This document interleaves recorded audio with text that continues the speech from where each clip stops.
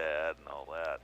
Well, now the kids are grown and moved on, so it's kind of forced me to go back to writing the way I used to before I had kids, and it's been a lot of fun. Right.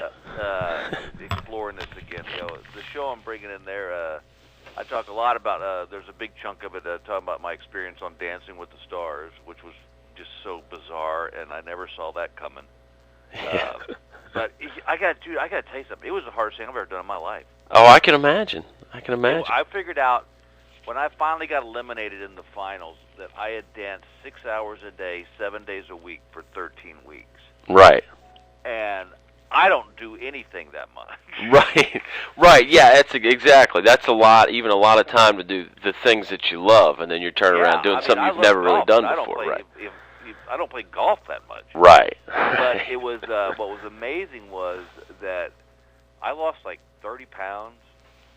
Now, the bad side is I tore my groin, I popped my hamstring, and I got to have my knee replaced in December. But the sick part is, if they called me today and said we'd like to have you on tomorrow, I'd be there. It was so much fun. Right. Well, they do those best of or greatest hits, whatever they call them, right? Every so often they bring back people. They do. Yeah. But you know what's funny is I think, and I say this in the show that, and it sounds like whining, but it's not. Is the show's gotten away from what it originally was, which was you take celebrities who did not know how to ballroom dance and you teach them. Right. Well, now, I mean, good Lord, they had the ice dancing gold Olympia. Sure, yeah. You know, they're dancing on ice. Right. Come on wood, it's like having training wheels. So, but we talk a lot about that, and then we talk about just to get, the fact of getting older and the aches and pains, and just general life stuff, and kind of delve into my family a little bit more. It's one of those shows that I find sometimes they go, okay, we need you to do 90 minutes, and you look down your watch, you go, all right, I got 15 more minutes. This show is like, oh, there was 90 minutes. It was like, right. Because I'm having so much fun. Right.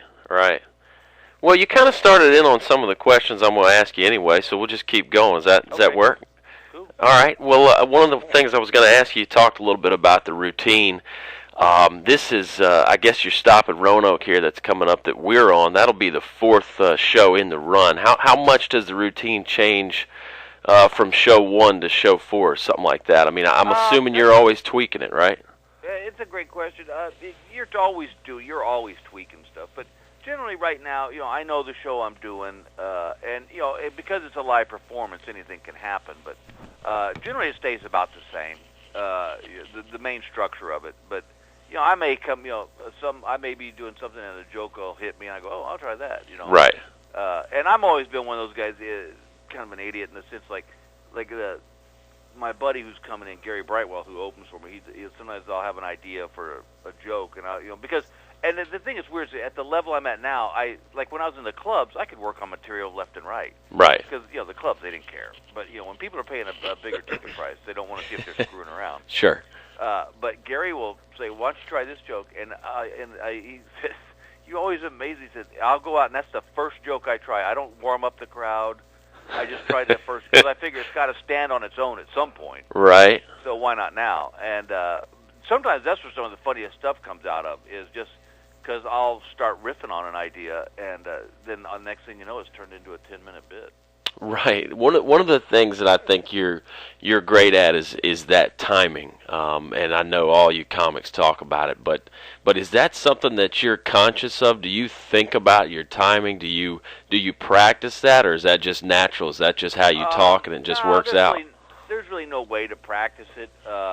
It's funny because I get comedians that'll ask me that, or they'll ask me about how do I write a catchphrase. Right. I go, well, you don't write it. The audience determines. I mean, I didn't know "Here's Your Sign" was going to be what people hooked into, and that was what they would remember me by. But I just think it's a natural thing, the timing thing. I just love.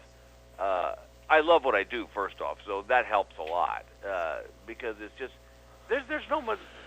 You're out making people laugh. I mean, it's like, golly, it doesn't get any better than that. Yeah. And I think the other thing, and I try to tell young comedians this, is that if you really want to work, if you really love doing stand-up, and I like, myself, I'd love to have a